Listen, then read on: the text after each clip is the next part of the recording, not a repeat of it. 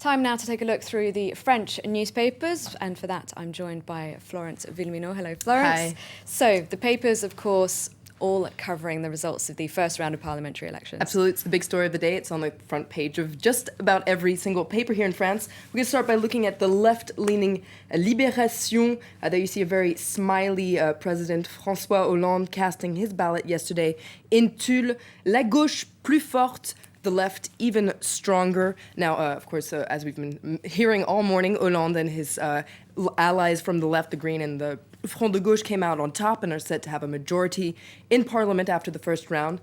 Now, Libération, in the editorial, they point out that even though there's a second round that's going to come up and these aren't official results, this first round has already started sketching out France's new political landscape for the next 5 years to come. And there are pretty much three things to take out of this. First of all, the left is very strong. It seems that from this first round, it's very clear that French people want to give François Hollande all the tools and power he needs to act.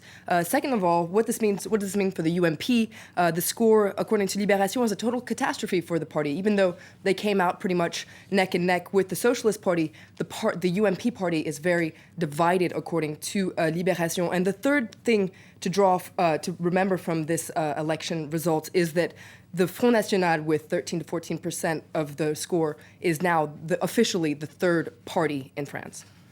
Now, one of the big losers yesterday was far-left candidate Jean-Luc Mélenchon, and you just mentioned there the far-right did pretty well, and in this particular case, Mélenchon lost out to Marine Le Pen. Absolutely. In fact, Libération is calling it a slap in the face for the far-left. Now, the Front Gauche got about 6.5% of the score, and according to Libération, it's tumbling from quite a high place. It's quite a hangover from the first round of the presidential election, where Jean-Luc Mélenchon got 11.1% of the vote. So in a lot of ways, he was the candidate that maybe gained the most on a personal level in the first round of the presidential election. But as you were mentioning, he was beat by Marine Le Pen in the town of Hénin-Beaumont. Now, Nouvel Observateur takes a look at exactly why he lost.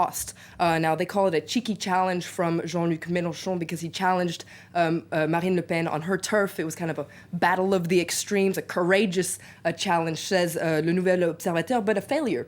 And according to Nouvel Observateur, he failed because the far left failed to woo the working class.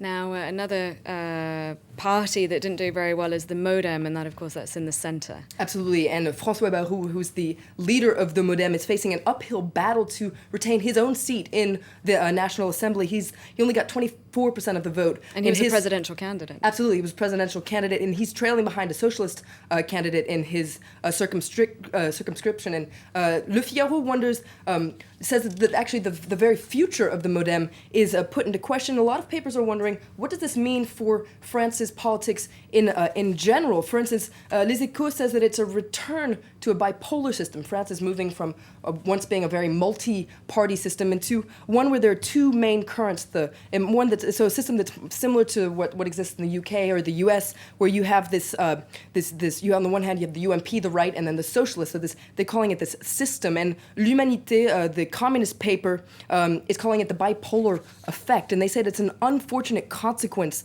of having a shorter presidential mandate, which means that the presidential election takes on way too much importance, and it deforms the political reality of the country, according to the communist paper. And the paper is, of course, also picking up on that record low turnout. Absolutely. Record high abstention rate. Exactly. La Croix, the Christian paper, says that you have to really take this result with a grain of salt and remember, as you said, that there was that low turnout, 57% record. Le Figaro also is pointing out this massive turnout, so the right-leaning newspaper, and they say that it's proof that there's not this wave of support for the Socialist Party. According to Le Figaro, voters aren't thrilled about the left. In fact, they say they have no appetite for the left. But the paper points out that within the UMP party, there is this growing sense of panic that the socialists are going to get an absolute majority in the second round.